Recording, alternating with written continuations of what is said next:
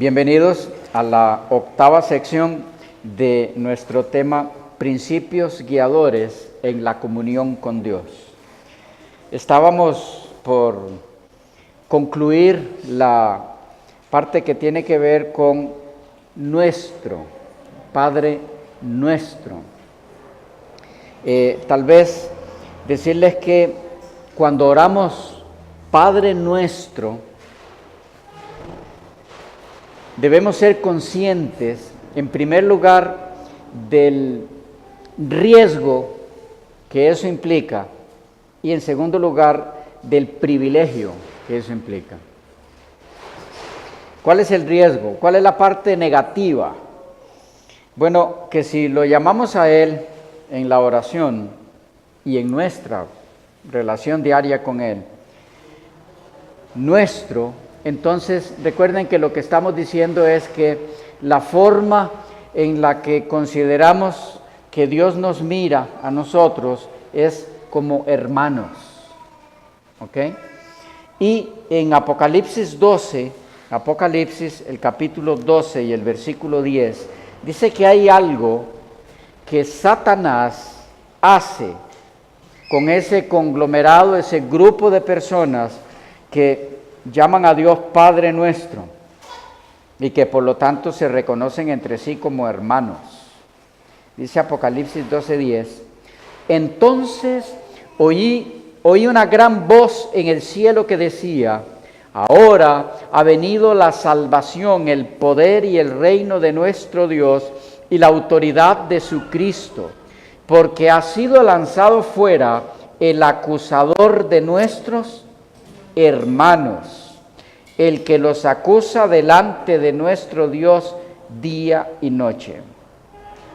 Se escucha aquí una voz celestial que se refiere a los hijos de Dios que están en la tierra como hermanos. Y se dice de ellos que el diablo hace algo. ¿Qué es? Con ese grupo denominado hermanos, los acusa.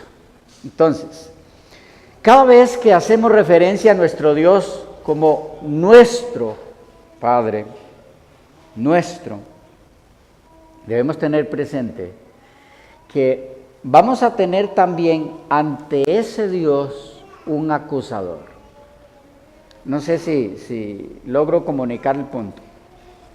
A aquellos que se consideran entre sí hermanos por ser hijos del mismo Padre, los hijos de Dios, Satanás los acusa ante Dios. Entonces, es muy posible, y esto es importante que lo captemos, que lo grabemos en nuestra mente, que en nuestra comunión con Dios, al entrar en relación con Él, vengan a nuestra mente pensamientos de acusación por parte del enemigo. ¿Para qué eso? ¿Con qué objetivo él hace eso? Para distorsionar esa comunión, esa relación de los hijos de Dios con Dios. ¿Cómo lo logra? En los que se lo permiten, haciéndoles creer que por causa de los errores que han cometido en su vida son indignos de que Dios les escuche.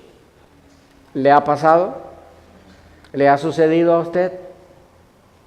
Usted está por entrar o ha entrado o está entrando en comunión con Dios, está intentando comunicarse con Él, de pronto vienen a su mente pensamientos, ideas de cosas malas que usted ha hecho. Y entonces vienen ideas, sugestiones, tales como, ¿y crees que Dios te escucha? Hipócrita. Después de lo que hiciste ayer, ¿todavía crees que Dios tiene oídos para escucharte? ¿Qué está haciendo Él? En presencia de Dios, Él está acusándonos, señalando nuestras faltas, nuestras caídas, nuestros errores, para hacernos sentir indignos de que Dios nos escuche. debemos saber que al considerarnos hermanos, la Biblia dice que a quienes forman parte de ese grupo, el diablo los acusa. Entonces, ¿qué hacer con eso? Tenemos que aprender a vencer esas sugestiones del enemigo. Mientras usted pongámoslo así, mientras usted permita que el enemigo siembre esas acusaciones en su mente delante de Dios,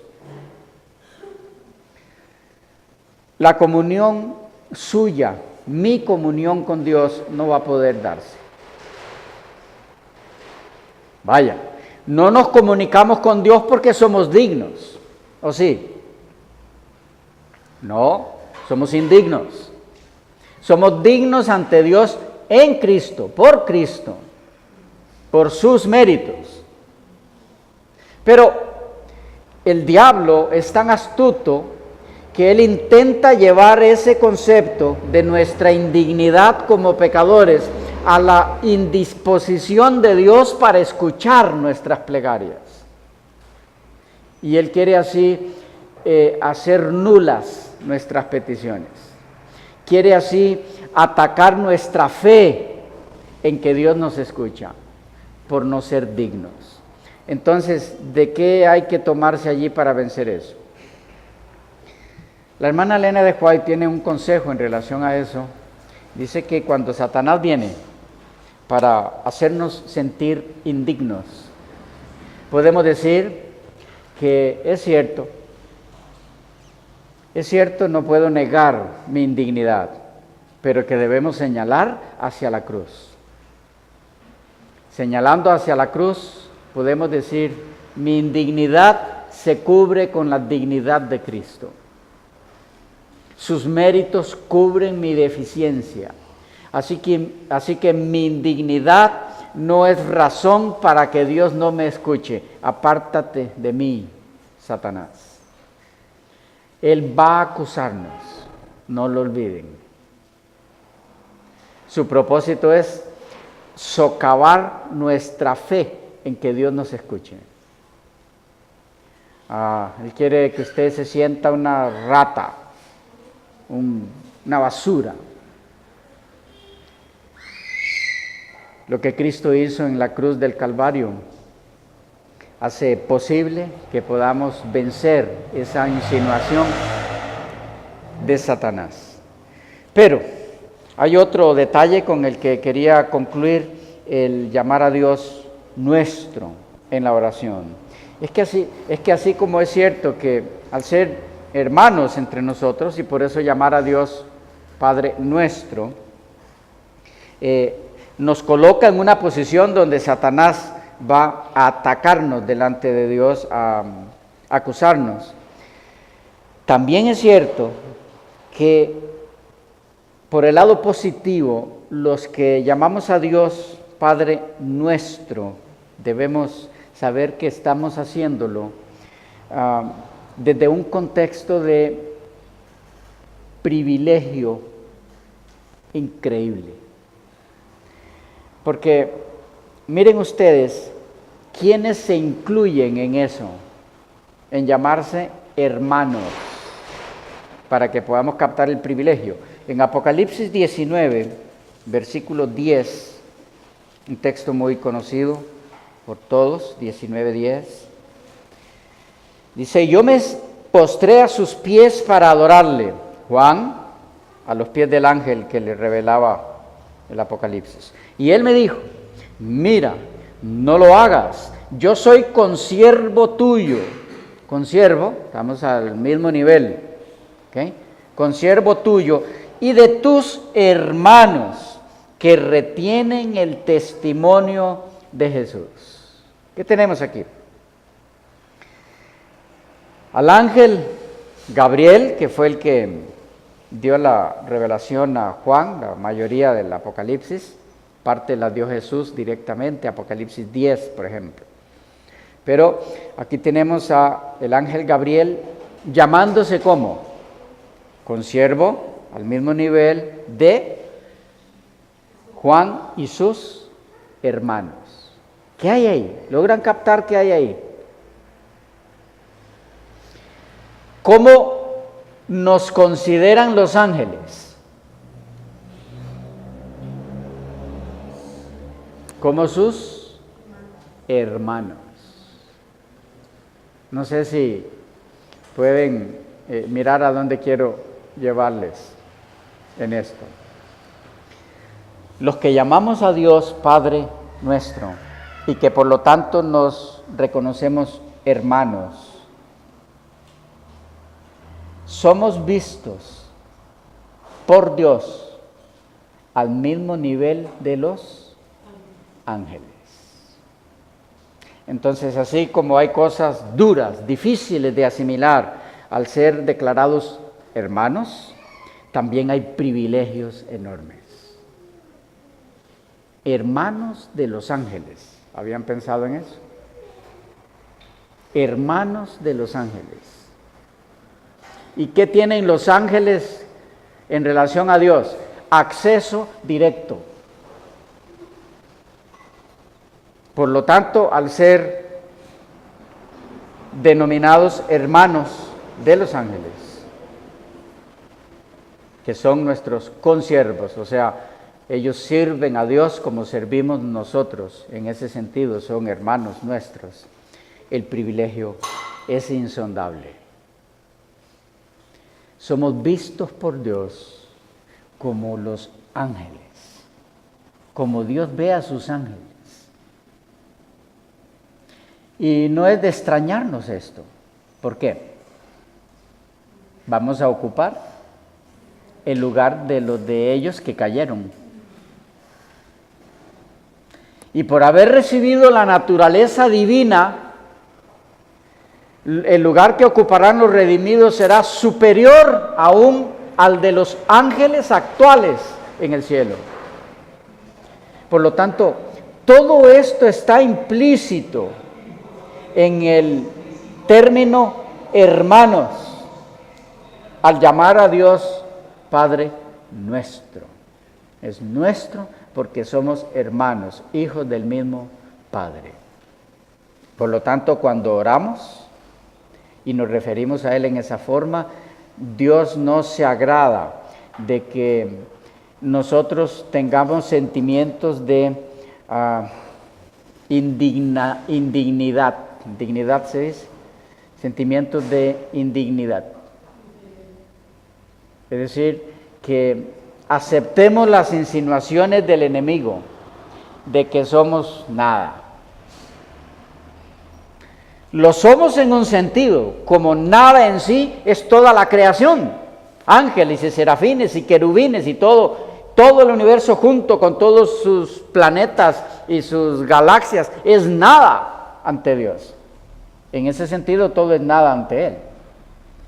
Pero en el sentido de que somos sus hijos y por lo tanto hermanos, somos mucho más que nada. Somos vistos por Dios como Él ve a sus propios ángeles. ¿Y el pecado? Dios lo disimula. No, es que nos ve a través de Cristo. Al vernos, a quien Él ve es a su Hijo. Al ver a su Hijo, Él nos ve a nosotros, pero a través de Él. Y antes de llevarnos a ocupar el lugar de los ángeles caídos, ya no solo nos estará viendo a través de Cristo, sino que nos habrá transformado nuestro carácter por la vida de Cristo hecha una realidad en la vida nuestra. Ya no será solo porque nos ve a través de Cristo, sino que habrá implantado en nosotros el carácter de Cristo. Todo eso está implicado en llamar a Dios Padre nuestro. Pero hay más en esto. Vamos a hacer a manera de síntesis del significado e implicaciones de la frase Padre nuestro en la oración modelo. Este resumen fue hecho por Guillermo Hendrickson, uno de los grandes estudiosos y comentaristas de la Biblia. Resumiendo, ¿qué es lo que implica llamar a Dios Padre nuestro? Dice él, queda claro inmediatamente que no todos, refiriéndose a los seres humanos, no todos tienen el privilegio de dirigirse a Dios de esta manera. ¿De qué manera? Padre nuestro. Queda claro inmediatamente que no todos tienen el privilegio de dirigirse a Dios de esta manera. Esa es la prerrogativa exclusiva de los que están en Cristo. Prerrogativa exclusiva de los que están en Cristo. Según Juan 1:12, Romanos 8:14 al 17, Gálatas 4:6, Segunda de Corintios 6:18 y Primera de Juan 3:1 y 2. Naturalmente, continúa diciendo él, hay un sentido en que Dios puede llamarse correctamente Padre de todos los hombres. Él los creó a todos y da alimento a todos, según Malaquías 2:10 y Salmo 36:6. Pero ese no es el sentido corriente en que hay que interpretar la palabra Padre en las Escrituras. En el Sermón del Monte, esta palabra se usa en un sentido definitivamente soteriológico o redentor. Un sentido en que Dios es Padre no de todos, aunque es bueno con todos, según Mateo 5:45, Lucas 6:35 y 36, sino de algunos, Padre de algunos. He llamado vuestro Padre, también en el 5:16 y 6:18 y otros de Mateo. Padre de los pacificadores, en el 5:9, y de los que aman a sus enemigos, 5:44 y 45. Termina diciendo él, igualmente, según la enseñanza de Cristo relatada en otro lugar, los que lo rechazan son hijos no de Dios, sino del diablo. Juan 8:44 y Primera de Juan 3:10. Dice, una vez que se entiende esto, se hace claro que esta oración modelo es para los creyentes en el Señor Jesucristo y para ellos solamente. Esto es clave. El Padre Nuestro no es para todo mundo. Dice algo más él. Dice, de ello también se desprende, que no tiene base la objeción de quienes dicen que la oración del Señor no es una oración cristiana porque ni siquiera menciona el nombre de Jesús y porque no termina con la frase en el nombre de Jesús. ¿Se han fijado en eso? En el Padre Nuestro. Que Él no le dijo al final, digan en el nombre de Jesús. Y algunos dicen, nos dice este autor aquí, que esa oración no es ni siquiera cristiana, porque no dice en el nombre de Jesús. Dice él, el nombre y la obra expiatoria del Señor están implícitos. ¿Entendemos implícito?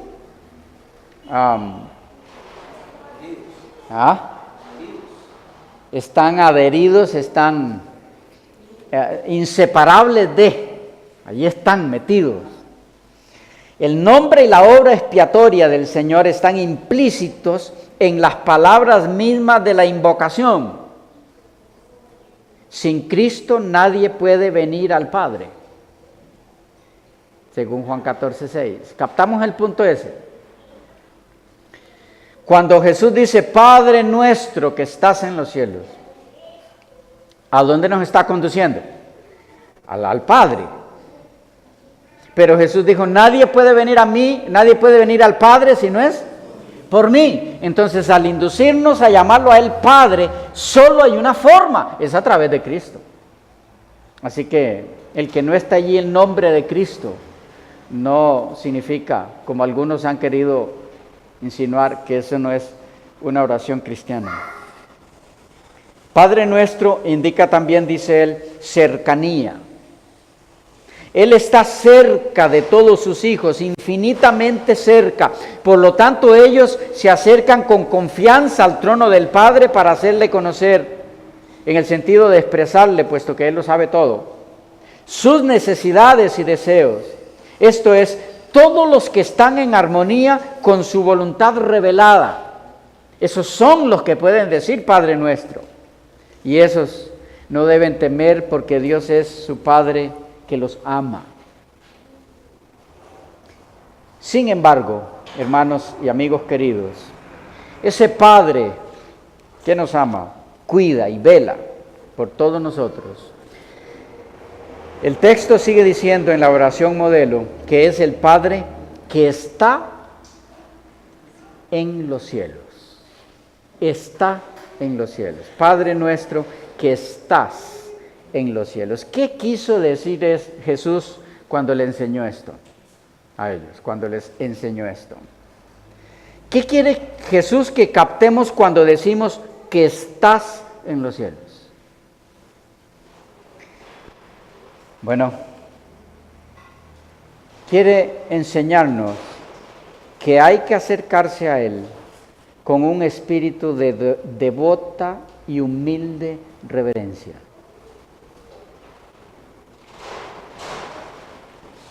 Él es el Padre que nos ama, pero es el Padre que está en los cielos. Cuidado, cuidado. No es el papá que está con nosotros en la casa, que duerme con nosotros, que come con... No, es el Padre que está en los cielos, cercano a nosotros, nos ama, pero es el Padre que está en los cielos. ¿Qué implica eso? ¿Qué implicaciones hay en esto? 1. La camaradería y la familiaridad barata que caracteriza cierto tipo de religión y de expositores bíblicos moderna es definitivamente antibíblica.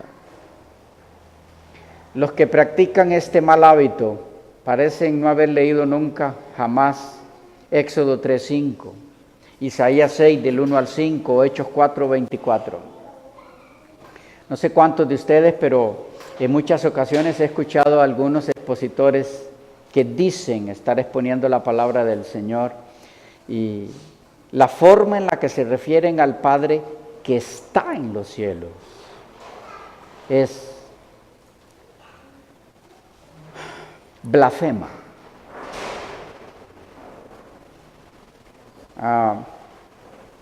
No sé cuántos han escuchado a Cash Luna.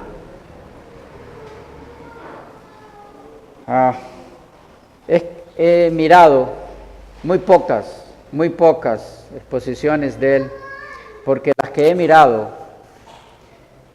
pasan la raya mucho más allá de la blasfemia al Padre que está en los cielos, en la forma en la que se expresa sobre Él. Estoy dando un ejemplo nomás en el ámbito de algunos expositores. No sé si alguna vez han mirado, búsquenlo, por ahí está en YouTube la predicación de él, entre otras, de cuando Jesús sanó al ciego, le untó saliva. Mírenlo y después nos comunicamos en la forma en la que se expresa de lo que Jesús hizo. Yo no voy ni siquiera a ejemplificar aquí lo que él dice y la forma en la que lo dice. Me da miedo decirlo en un púlpito